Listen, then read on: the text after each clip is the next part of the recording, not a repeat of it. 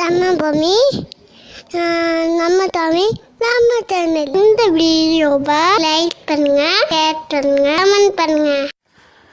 அனைவருக்கும் கோபிநாத்தின் அன்பு வணக்கங்கள் நண்பர்களே. இந்த தீட்டுத்தடங்கான காலங்களில் ருத்ராட்சம் அல்லது ருத்ராட்ச மாலையை கழுத்தில் அணிந்திருக்கலாமா? ஏன்னா போகிறதுக்கு முன்னாடி கழட்டி வச்சிடணும்னு சொல்கிறாங்களே, அது செய்கிறது அவசியமா அப்படின்னா ஒரே விஷயத்தை பற்றி தான் அடியேன் குறிப்பிட இருக்கின்றேன். சிவம் இல்லாத இடம் அப்படிங்கிறத நம்ம தேடி அலையணும். ஏன்னா எந்த இடத்துல சிவம் இல்லையோ அந்த இடத்திற்கு நீங்கள் கேட்கின்ற கேள்வியானது பொருந்தும். இப்போ எல்லா உயிர்களிலும் எல்லா பொருட்களிலும் உயிருள்ள உயிரற்ற பொருட்கள் எல்லாத்துலேயுமே சிவமாகப்பட்டவர் வியாபித்திருக்கிறார். அப்படிங்கும்போது அவர் இல்லாத இடத்துல வேணால் அதை அணியலாமா அணிய வேண்டாமாங்கிற கேள்வி சந்தேகம் எழலாமே தவிர, அவர் இருக்கின்ற எல்லா இடத்திலும் நாம் ருத்ராட்சத்தை அணியலாம். நம்ம உடலில் அந்த சிவமாகப்பட்ட சக்தி இருக்கிறனால தான் இந்த ருத்ராட்சத்தை நம்மால் தாங்கிக் கொள்ள முடிகிறது, ஏந்தி கொள்ள முடிகிறது. ஏதேனும் ஒரு குருவின் கருணையால் நம் கழுத்திற்கு ஏற்றப்பட்ட அந்த கண்டிகை எப்பொழுதுமே நிலைத்திருக்க வேண்டும். இந்த உடம்பு கடைசியாக மயானத்தில் போய் வைக்கிறாங்க இல்லையா, அது வரையிலும் நீங்கள் கலட்டவே தேவையில்லை. ரொம்ப தெளிவாக தெரிஞ்சுங்க. இதுக்கு இடையில தீட்டு தடங்குன்னு எதையுமே சொல்ல முடியாது. இறந்து போன சடலத்திற்கு நெற்றியிலே திருநீரை பூசுகிறார்கள், அது சிவச்சின்னம். அதே போல தான் எல்லா இடங்களிலுமே திருநீரும் பயன்படுத்த முடியும், அதே போல் ருத்ராட்சத்தையும் பயன்படுத்தலாம். இல்லைங்க மனசுக்கு உறுத்தலாக இருக்குது அப்படின்னா இன்னும் சிவபக்தியில் நம்ம மேம்படலை, இன்னும் பக்குவ நிலைக்கு வரலை அப்படிங்கிறத தெளிவாக தெரிஞ்சுக்கணும். ஒன்று ஐதீகங்களை பின்பற்றணும், இல்லை சிவனப்பாவை மட்டும் இருக்க பிடிச்சிக்கணும். சிவனப்பாவை இருக்க பிடிச்சிக்கிட்டோன்னா எல்லா இடத்துலையும் சிவனப்பா இருக்கிறத நம்மளால் உணர்ந்துக்க முடியும். அந்த சிவம் வியாபித்திருப்பதை உணர்ந்து கொள்ள முடியும்.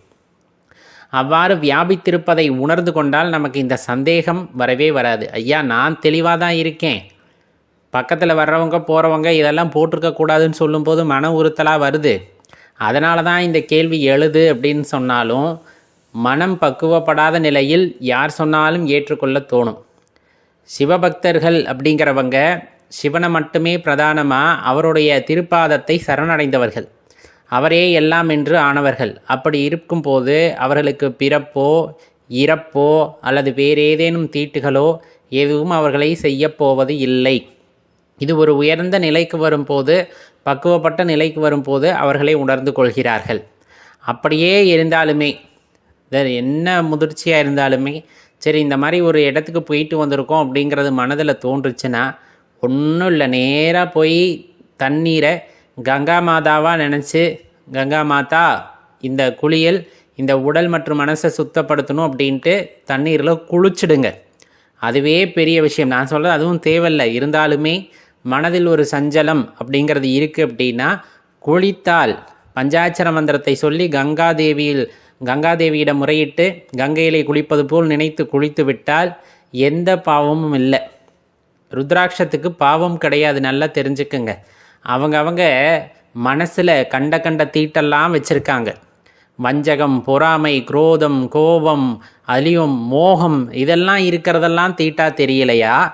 நம்ம இந்த மாதிரி ஒரு உயிர் பிரிகிறது அங்கே செல்வதால் தான் தீட்டு அப்படின்னா அதை விட மடமை இந்த உலகத்தில் வேறு ஏதும் இருப்பதற்கு இல்லை. ஒரு முறை கண்டிகை கழுத்தில் ஏறிவிட்டால் இந்த உடல் அந்த காட்டிற்கு செல்லும் வரை அதை அவிழ்க்க தேவை இல்லை அப்படிங்கிறது அடியேனுடைய கூற்று. உண்மையான அந்த பக்தி எல்லா இடங்களிலுமே சிவஸ்வரூபம் நிறைந்திருக்கிறது, எல்லா இடத்திலும் வியாபித்திருக்கிறது. அப்படிங்கும்போது சிவச்சின்னங்களை அந்த இடத்துக்கு போகும்போது அணியக்கூடாதுன்னா அது என்ன விளக்கப்பட்ட இடமா? அவ்விடத்தில் சிவபெருமான் இல்லையா அப்படிங்கிற கேள்வியைத்தான் நம்ம கேட்கணும். சிவம் வியாபித்திருக்கின்ற எந்த இடத்திலும் சிவச்சின்னங்களை அணிந்திருக்கலாம். அப்படிங்கும்போது உலகத்தில் எல்லா இடத்துலையும், பிரபஞ்சத்தில் எல்லா இடத்திலும் சிவபெருமான் வியாபித்திருக்கின்றார். அப்பொழுது எல்லா இடங்களிலும் எல்லா நேரங்களிலும் சிவச்சின்னங்களை அணிந்து கொள்ளலாம். அப்படிங்கிறதுல எல்லளவும் உங்களுக்கு சந்தேகம் தேவையில்லாதது அப்படின்னு தெரிஞ்சுக்குங்க. இது கொடுப்பனை. நேற்று நிறைய விபூதி பூசுறதும் கண்டிகை அணிந்துக்கிறதும் எல்லாத்தினாலையும் பண்ண முடியாது. சில பேர் அணிந்திருப்பாங்க, இந்த மாதிரி யாராச்சும் குழப்பி விட்டாங்கன்னா கழட்டி வச்சுடுவாங்க, திருப்பியும் அணிந்துக்குவாங்க, திருப்பியும் கழட்டி வச்சுடுவாங்க. அப்போ மனதில் ஒரு உறுதிப்பாடு இல்லாத தன்மையாக தான் அது குறிக்குமே தவிர மனதில் உள்ள பக்தியை குறிப்பதல்ல. பக்திங்கிறது எப்போவுமே ஐயனோட பொற்பாதத்தை சரணடைந்து நம்முடைய நினைவுகள் எல்லாம் ஐயனுடன் கலந்திருக்க வேண்டும். அதில் இந்த சஞ்சலம் வருவது, சந்தேகம் வருவதெல்லாம் தேவையில்லாதது. உங்களுக்கு சஞ்சலமோ சந்தேகமோ அங்கு வருகிறது அப்படிங்கும்போது கண்டிப்பாக அந்த இடத்துல பக்தியானது நிறைவாக இல்லை அப்படிங்கிறத தெரிஞ்சுக்கிட்டு மேலும் மேலும் ஐயன் மீது பக்தியை அதிகப்படுத்தி கொள்வதே அதற்கு சிறந்த உபாயமாக இருக்கும் அப்படிங்கிறதையும் தெரிஞ்சுக்கணும். இது மாதிரி பல கேள்விகள், ருத்ராட்சம் சம்பந்தமான பல கேள்விகள் எழுப்பப்பட்டன. இதற்கு முன்னரே நிறைய விளக்கங்களை கொடுத்திருக்கின்றோம். அதற்கான வீடியோ பதிவெல்லாம் இந்த வீடியோவோட டிஸ்கிரிப்ஷனில் கீழே கொடுத்துருக்கோம். போய் பாருங்கள், இன்னும் தெளிவு கிடைக்கும். அப்பனை சரணடைகிறதே பெரிய விஷயம், அப்பனை ஆட்கொள்கிறதையே பெரிய விஷயம். அதில் அந்த சிவச்சின்னங்கள் எல்லாம் மிக உயர்ந்தது. அதை அப்பப்போ கலட்டணும், அப்பப்போ வைக்கணும், அப்படி இப்படின்ட்டு எல்லாம் குழப்பறதெல்லாம் மனசில் வச்சுக்காதீங்க. உங்கள் மனசு சுத்தமாக இருக்குது, அங்கே சிவபெருமான் மட்டும்தான் குடியிருக்கிறார் அப்படிங்கும் போது இந்த மாதிரி கேள்விகள் எல்லாம் தேவையில்லாத கேள்விகள், இந்த மாதிரி சஞ்சலங்கள் எல்லாம் தேவையில்லாத சஞ்சலங்கள். எப்பொழுதுமே அந்த ருத்ராட்சத்தின் வடிவாக சிவம் உங்களுடன் இருப்பதை உணர்ந்து கொள்ளுங்கள். கலட்டி வைக்கும் போது அவர் உங்களை விட்டு போகிறதா அர்த்தம் அப்படிங்கிறத தெரிஞ்சுக்கணும். நீங்கள் ஒதுக்கி வைக்கிறீங்க அவரை, வேணாம் இந்த இடத்துக்கு நீ வேணான்னு. அவர் சுடுகாட்டிலேயே வாசம் செய்கிறவர், சரிங்களா? அவர் நீங்கள் போகிற இடத்துல இல்லாமல்லாம் இருப்பதற்கு வாய்ப்பில்லை. இந்த உடலில் அந்த சிவம் இருக்கனால தான் நம்ம நடந்துக்கிட்டு இருக்கோம். அந்த மாதிரி அந்த இடத்துக்கெல்லாம் நான் வரமாட்டேன்னு அவர் வெளியே போயிட்டாருன்னா நம்மளும் சவமாயிடுவோம். இப்போ ருத்ராட்சம் அப்படிங்கிறது மிகப்பெரிய விஷயம். சிவச்சின்னங்களில் முதன்மையானது அப்படின்னு சொன்னோம்னா இந்த ருத்ராட்சம் என்கின்ற கண்டிகையை கூறலாம். பெரும்பாலும் இதை அணிவதற்கு முன்னால் பல குழப்பங்கள் இருக்கும், மனதிலே சஞ்சலங்கள் இருக்கும். அதையெல்லாம் பெரியோர்களிடம் கேட்டு தெளிவு பெற்ற பின்னர் தான் இந்த ருத்ராட்சத்தை கழுத்தில் அனைவருமே அணிகிறார்கள். சில பேருக்கு இயற்கையாகவே இதன் மீது ஒரு ஈர்ப்பு வந்து விடுகிறது, அதனால் அணிந்து கொள்கிறார்கள். இப்போ இதில் என்ன குழப்பம் வந்துடுது அப்படின்னு பார்த்தோம்னா, அணியலாமா வேண்டாமா அப்படிங்கிற குழப்பம் ஆரம்பத்தில்.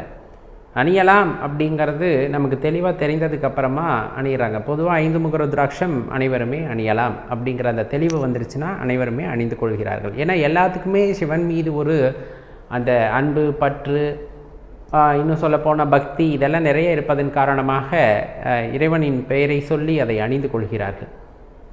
இப்போ இது அணிவதிலெல்லாம் பிரச்சனை இல்லை. ஏன்னா நெற்றி நிறைய திருநீரும் எல்லாத்தினாலையும் பூச முடியாது, கழுத்து நிறைய கண்டிகையும் யாராலும் அணிய முடியாது. யார் ஒருவருக்கு இறைவனின் அருள் இருந்து பூர்வ ஜென்மா கர்மா தொடர்பு இருக்கிறதோ, நல்ல பல புண்ணியங்களை செய்து சிவ புண்ணியங்களை சேர்த்து வைத்தவர்களால் தான் இந்த ஜென்மாவிலே அந்த ருத்ராட்சம் அப்படிங்கிறத கழுத்தில் அணிய முடிகிறது. அப்படி புண்ணியம் செய்தவர்களால் தான் நெற்றி நிறைய திருநீருமே அணிய முடிகிறது. இப்போ இதையெல்லாம் தாண்டி இறைவன் வரம் கொடுக்க வேண்டும். இறைவன் வரம் கொடுக்க வேண்டும். ஏன் இப்படி சொல்கிறோம் அப்படின்னா, இந்த வரம் எதற்காக அப்படின்னா, நீங்கள் கட்டிய கண்டிகை உங்கள் கழுத்திலே தொடர்ந்து இருப்பதற்காக. பூசிய திருநீர் எப்பொழுதுமே நெற்றி நிறைய இருந்து கொண்டிருக்க வேண்டும் என்றால் சிவனுடைய வரம் அப்படிங்கிறது தேவை. பூர்வ ஜென்ம கர்மாவின் காரணமாக அந்த ருத்ராட்சத்தின் நினைவு அதை எடுத்து அணிந்து கொள்ளலாம் என்கின்ற வரையிலும், அணிந்து கொண்ட பிறகும் கூட மணிவாசக பெருமான் சொல்வது போல 6 கோடி மாயா சக்திகள் வேறு வேறு தம் மாயைகள் தொடங்கின அப்படின்னு சொல்லுவாங்க.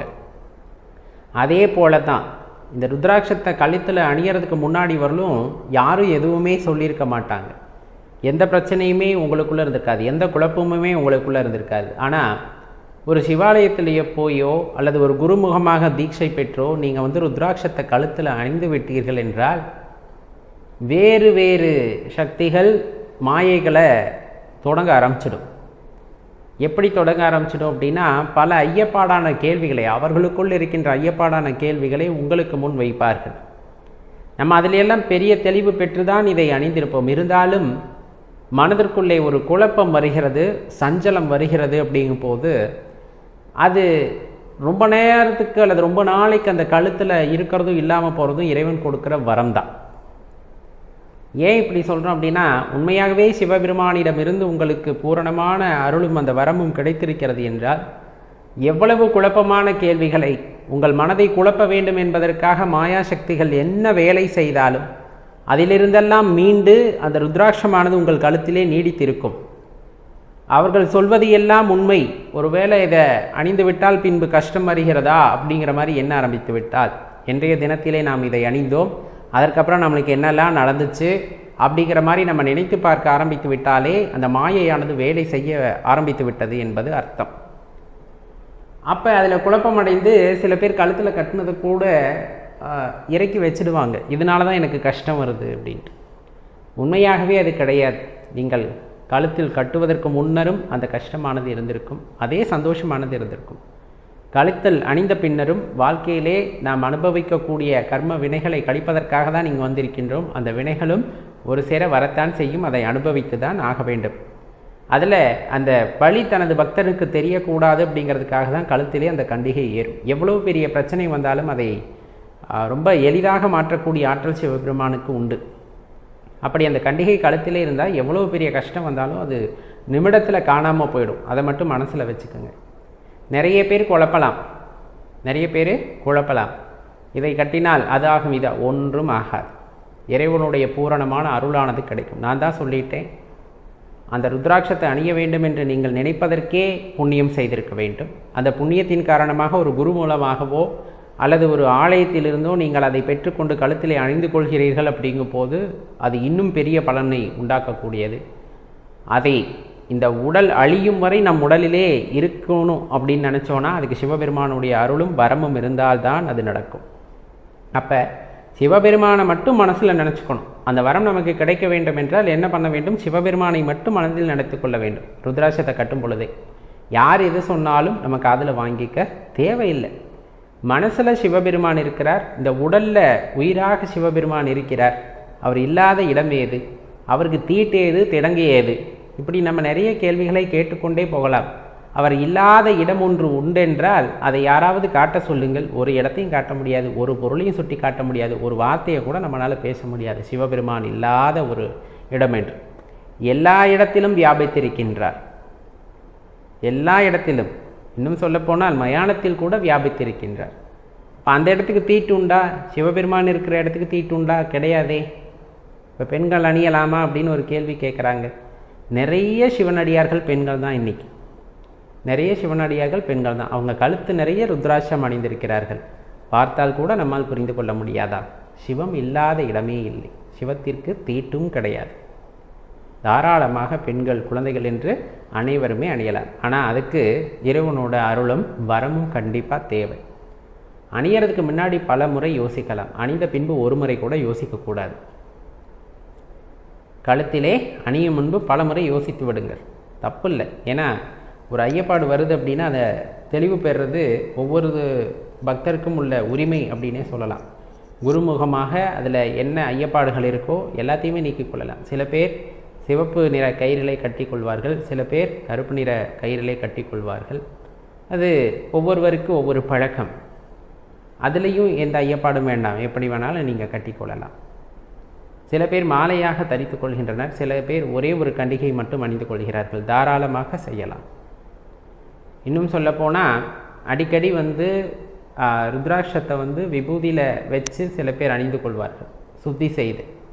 சில பேர் நெய்யில் ஊற போட்டு செய்வாங்க. அதெல்லாம் ஒவ்வொரு முறை உண்டு சுத்தப்படுத்துறதுக்கு. அந்த மாதிரி நீங்கள் அதை மெருகேற்றியும் நீங்கள் அணிந்து கொள்ளலாம். அப்போ அதற்கென்று ஒரு இலக்கணம் உண்டா? உண்மையான சிவபக்தராக இருக்க வேண்டும், சிவனடியாராக இருக்க வேண்டும், மனதிலே அழுக்கு இல்லாமல் இருத்தல் வேண்டும். உடல் அழுக்குங்கிறது தீட்டு, மனதிலே அழுக்கு இருந்து விட்டால் அது மாபெரும் தீட்டு. இப்போ மனசில் அழுக்கில்லாதவங்க ருத்ராட்சத்தை கண்டிப்பாக அணிஞ்சிக்கலாம். உடல் தீட்டு ஒன்றும் செய்யாது, ஆனால் மனத்தீட்டு நம்மளை சுட்டரித்து விடும். மனதிலே அந்த வஞ்சகம், பொறாமை, இந்த மாதிரி விஷயங்கள் எதுவுமே இல்லாதிருத்தல் வேண்டும். நீங்கள் ருத்ராட்சத்தை அணிஞ்சு பாருங்கள், அது எதுவுமே இல்லாமல் போயிடும். திரிபுரத்தை எரித்தவர் அல்லவா, மனதில் இருக்கக்கூடிய சஞ்சலங்கள் யாவையும் அழித்து விடுவார்.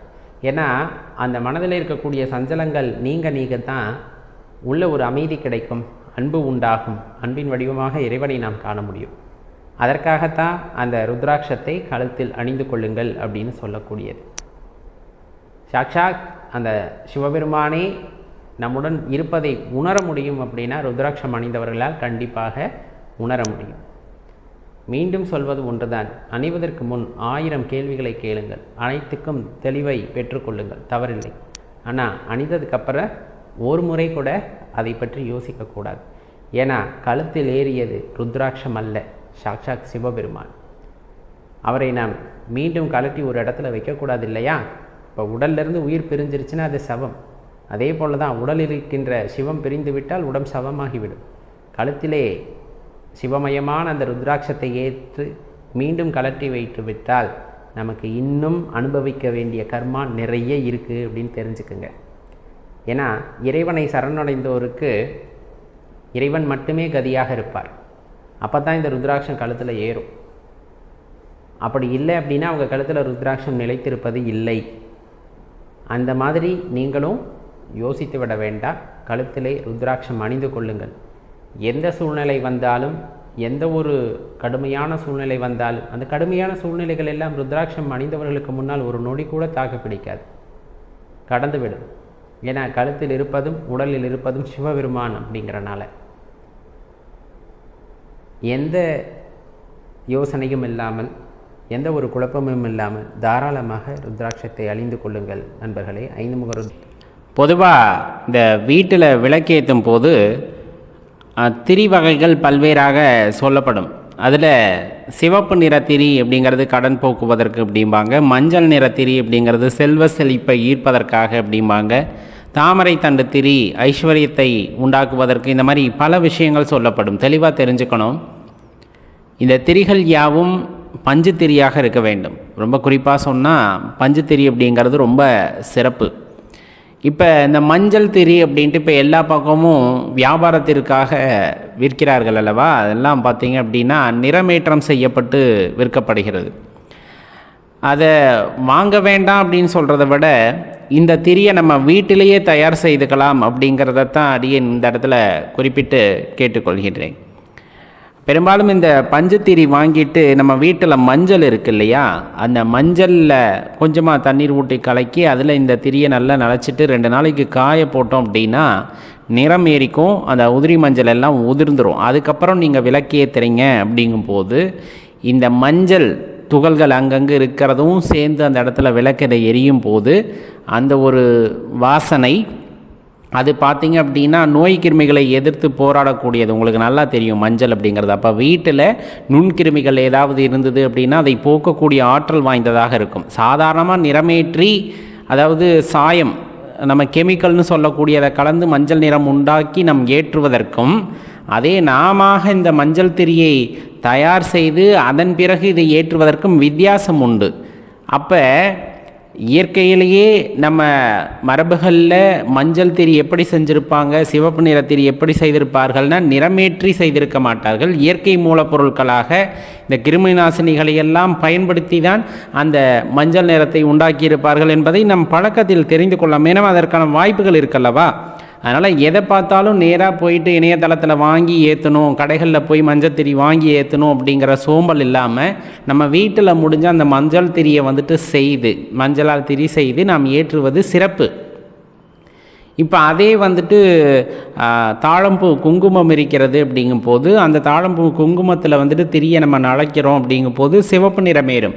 அப்போ எதற்கு நாம் எதை பயன்படுத்த வேண்டும் அப்படிங்கிறது, அதனால் விளையக்கூடியது நமக்கு நன்மை அல்லது அந்த வாசம் நம் உடலுக்கு நன்மையை பயக்கக்கூடியது அப்படிங்கும்போது நம்ம அந்த இயற்கை முறையை எடுத்துக்கொள்வது நல்லது.